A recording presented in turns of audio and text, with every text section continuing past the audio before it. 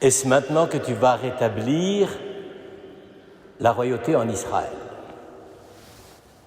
Frères et sœurs, comme je vous l'ai dit au début de cette Eucharistie, nous célébrons la fête des fêtes. C'est la fête la plus importante aux yeux de beaucoup d'anciens de l'époque des pères de l'Église, mais il faudrait comprendre pourquoi, parce que la plupart du temps, nous partons sur une fausse piste. Notre regard ébloui et fanatisé pour les prouesses spatiales fait que nous tombons, si je puis dire, dans le panneau et que nous imaginons que l'ascension, d'ailleurs c'est un peu le nom qu'on a donné d'ailleurs à cette fête, que l'ascension c'est précisément le fait que le Christ s'en va, s'élève et fait une sorte de voyage interstellaire de la terre jusqu'au ciel. Ça n'a pas grand-chose à voir, encore faut-il lire les textes pour essayer de le comprendre. En réalité, frères et sœurs, que ça vous plaise ou que ça ne vous plaise pas, nous fêtons aujourd'hui la chose la plus importante, le changement écologique. Oui, je vois, vous êtes tout à fait sceptique et vous vous dites que je suis en train de vous mener, sinon en bateau, du moins en fusée. Rassurez-vous, c'est vraiment le changement écologique. D'abord, il faut bien comprendre, ce n'est pas le changement écologique de la Terre. Ça, j'allais dire, nous avons beaucoup de gens aujourd'hui qui nous en parlent et en général, on en a marre au bout de quelque temps. Mais précisément, c'est le changement écologique de la condition des créatures. Ce qui est tout autre chose, parce que ça englobe tout le cosmos, ça englobe la vie de toutes les sociétés humaines, ça englobe la vie de l'Église, ça englobe la vie des disciples que nous sommes. Et par conséquent, ici, Jésus accomplit et nous demande de participer à un accomplissement, c'est l'accomplissement du changement de climat. Alors vous allez me dire, mais quel climat? Effectivement, peut-être qu'on pourrait penser simplement que l'ascension, c'est Jésus qui va prendre l'air sur les hauteurs. C'est quand même un tout petit peu plus exigeant que cela. D'abord, il faut lire le texte.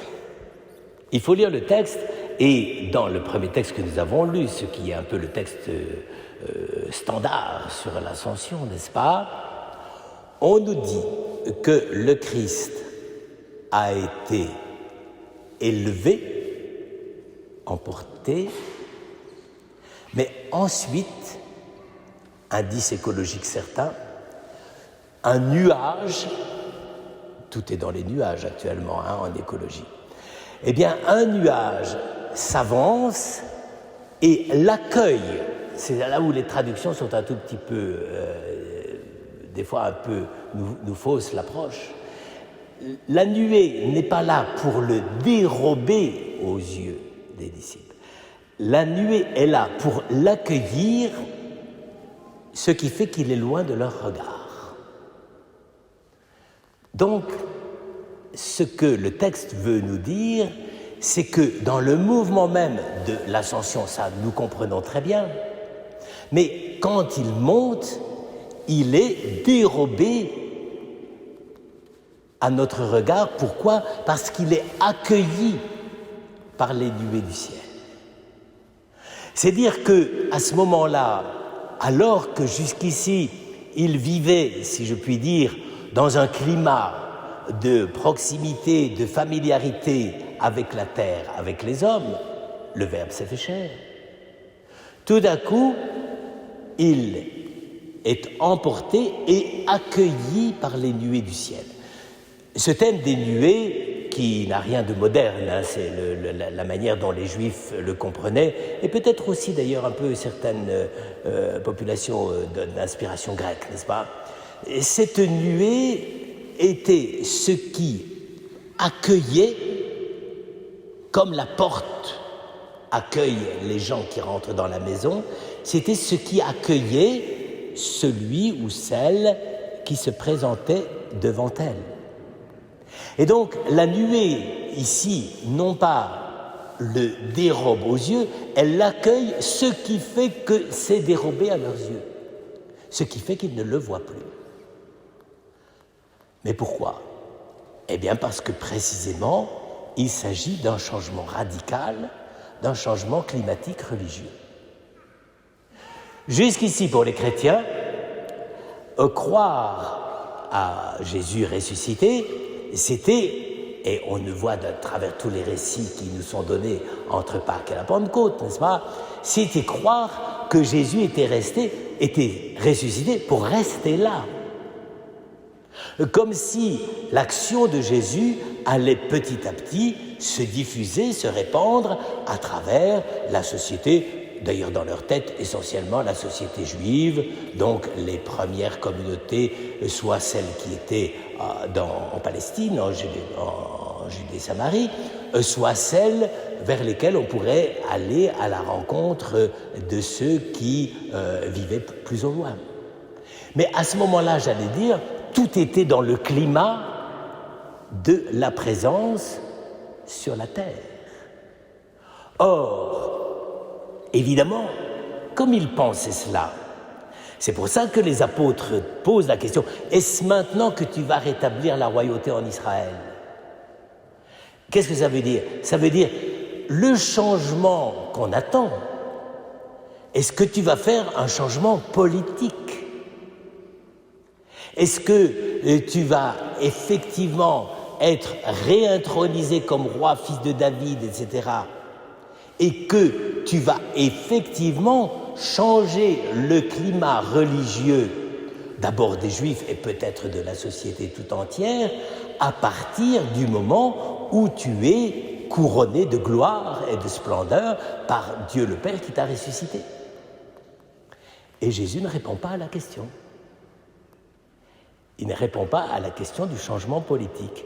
Il ne dit pas « vous allez faire une chrétienté complète, une société complètement chrétienne et vous allez baptiser au jet d'eau et vous allez faire que les calendriers liturgiques chrétiens soient imposés à toute l'humanité, etc. »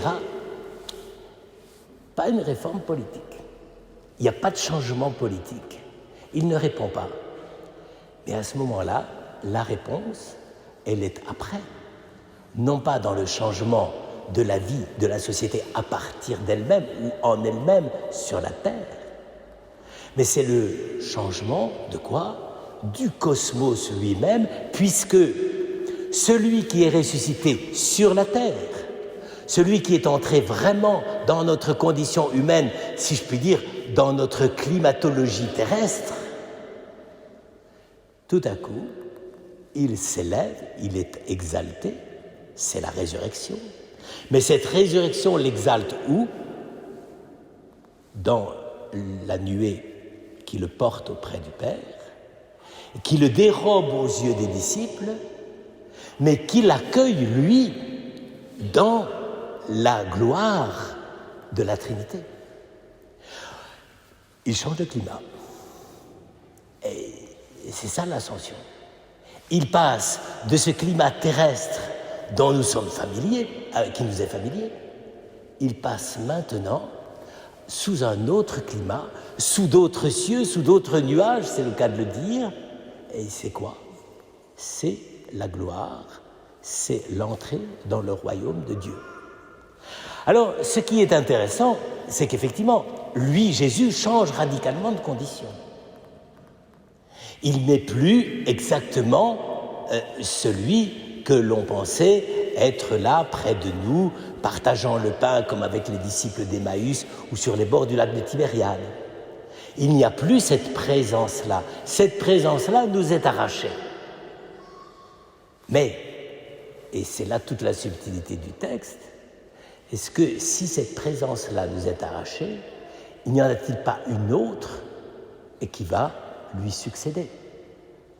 Et désormais, ce qu'il faut entendre par ce récit de l'ascension, c'est une vision d'une transformation du monde créé, du cosmos, dans laquelle, effectivement, le Christ, à partir du cœur même de la Trinité, de l'unité du Père, du Fils et de l'Esprit, commence à mettre en œuvre le mode nouveau de sa présence pour le monde créé, à partir de là où il est. Il est dans la chair, il est vraiment ressuscité, et il n'a pas perdu la chair ressuscitée qu'il a reçue au moment de la résurrection, mais il la vit maintenant dans le cœur du Père et de l'Esprit. Et ça, évidemment, c'est pour lui une autre façon radicale de vivre. C'est une façon radicalement différente d'affirmer sa présence, son action et le projet qu'il veut réaliser. Là, Jésus ne nous fait pas, j'allais dire, des angoisses écologiques en disant « est-ce que la température va augmenter de 2 degrés ?» Il nous dit simplement « à partir du moment où je serai là, à partir du moment où dans la nouvelle action que je veux mener dans ce climat et qui est le cœur même de la Trinité, je veux être là, présent parmi vous, dans chaque communauté, là où vous irez. » Et c'est pour ça que les 2 anges qui apparaissent après, ils répondent exactement à la question. Qu'est-ce que vous avez à regarder le ciel? Vous ne comprenez pas que si il est parti, c'est pas pour vous quitter et vous abandonner, mais c'est pour, à partir même de ce qu'il est maintenant, lui vivant dans le cœur de Dieu, lui va réaliser son action, le salut du monde entier, dans les conditions climatiques nouvelles qui viennent de lui ressusciter dans le cœur de la Trinité, car il y a un homme dans la Trinité. On ne le dit pas souvent, mais c'est vrai. Il y a un homme dans la Trinité, c'est le Fils de Dieu. Eh bien, à partir de là, il va commencer à transformer petit à petit toute la société humaine, toute l'humanité, et c'est pour ça que les anges leur disent « qu'est-ce que vous êtes là à être plantés et à regarder vers le ciel ?» C'est pas vers le ciel qu'il faut regarder, il faut regarder comment celui qui a été dérobé à vos yeux, mais qui est accueilli par les nuées, va continuer son œuvre à travers vous. Donc, j'allais dire, retomber les pieds sur terre. C'est ça l'intervention des anges. C'est reconnaissez que la manière dont vous pouvez être disciple actuellement, ce n'est pas de vivre dans le souvenir. Ce n'est pas simplement de raconter ce que vous avez retenu de la présence de Jésus au milieu de vous. Vous ne vivez pas dans le souvenir, vous vivez dans le nouveau mode de présence que Jésus veut manifester parmi vous. Il veut désormais que vous viviez avec lui et qui est dans une autre condition, et qui est la condition de ressusciter. Il siège à la droite du Père. C'est-à-dire, il est siégé, c'est exercer le gouvernement, c'est exercer la vraie politique, si je puis dire, pour Jésus. C'est en union avec le Père et dans la puissance de l'Esprit, c'est gérer l'Église comme il faut pour qu'elle puisse faire face à son changement climatique religieux. Et ça a été, il ne faut pas le faire d'illusion, ça a été un bouleversement fondamental et très difficile pour les premières communautés chrétiennes. La plupart du temps, surtout celles qui étaient issues du monde juif, elles pensaient qu'il fallait complètement continuer à judaïser, c'est-à-dire à vivre avec des synagogues, des rabbins, etc. Eh bien non. Il faut vivre avec celui qui nous montre là où il veut nous mener et nous faire entrer précisément dans la plénitude de sa gloire. Ça veut donc dire que le monde et ses peut-être une des choses qui est les plus difficiles à entendre aujourd'hui, parce que nous, aujourd'hui, on est dans une économie de survie. C'est ça le problème, on est dans une économie de survie. Donc, c'est Madame Bonaparte, pourvu que ça dure. Et donc, il faut économiser le carbone, n'est-ce pas? Il ne faut plus en faire. Mais c'est pas ça le problème. Le problème fondamental, c'est si le Christ vit maintenant dans cette condition humaine ressuscitée, c'est-à-dire participant pleinement de l'amour du Père dans l'esprit, il faut que ce soit cela qui nous soit donné, qui nous guide, qui suscite en nous la grâce, qui suscite en nous d'être de vrais baptisés, de vrais témoins, et que nous commencions à nous habituer nous-mêmes à partir, si je puis dire, à entrer dans ce nouveau changement de climat religieux qui est celui d'être les disciples de celui qui nous a ouvert le chemin. Alors, rassurez-vous, n'essayez pas d'être emporté par les nuées du ciel, ça c'est un exercice que je ne vous recommande pas, mais c'est vraiment le fait de comprendre que nous vivons désormais dans un double registre. À la fois, effectivement, nous avons besoin du témoignage de ceux qui l'ont vu, connu et partagé avec lui sur la terre, mais ce témoignage a besoin d'être approfondi, transfiguré par le fait que désormais, quand celui d'en haut, le Christ, qui est le premier parvenu pour fonder son royaume dans le cœur de Dieu, quand il veut nous faire entrer dans ce royaume, il faut que nous sachions effectivement trouver la manière de vivre à la fois sur terre, c'est nécessaire, c'est indispensable, et de toute façon, si on n'essaye pas, ça n'ira pas, mais c'est en même temps de découvrir la manière dont ensemble nous pouvons accueillir la nouveauté même de son action. Jésus, pour son Église, n'agit pas exactement de la même manière que les 3 années de vie publique avec ses disciples. Nous ne pouvons plus le toucher, nous ne pouvons plus l'écouter de vive voix. Il n'est plus parmi nous, il est littéralement ailleurs. Mais est-ce que ailleurs veut dire qu'il a coupé les ponts? Non, précisément. S'il est accueilli par les nuées du ciel, s'il est accueilli par le Père, ce n'est pas pour nous lâcher. Et c'est précisément pour ça que nous sommes invités nous-mêmes, comme les apôtres ont été invités par les 2 anges. Pourquoi êtes-vous là à regarder le ciel? Non, les chrétiens ne vivent pas de nostalgie et de déception. Et dernière chose, c'est que les hommes, les anges qui annoncent à ce moment-là, ils disent « il reviendra de la même manière ». C'est quand même assez intéressant. Celui qui vient de vous être enlevé sous le regard, il reviendra de la même manière. C'est-à-dire, celui qui est déjà dans le cœur de Dieu reviendra à votre rencontre pour récapituler toute l'histoire. C'est à ce moment-là qu'il reviendra. Donc, n'essayons pas de relire Nostradamus pour savoir quand est-ce que ça aura lieu, on n'en sait rien. Mais essayons précisément de vivre tout instant, tout moment de notre vie et de la vie de nos sociétés et de tous les liens que nous créons à travers notre activité, essayons de le vivre comme la possibilité sans arrêt que le Christ vienne comme il a disparu, c'est-à-dire qu'il ouvre les cieux et qu'il nous fasse entrer dans la gloire de son royaume. Amen.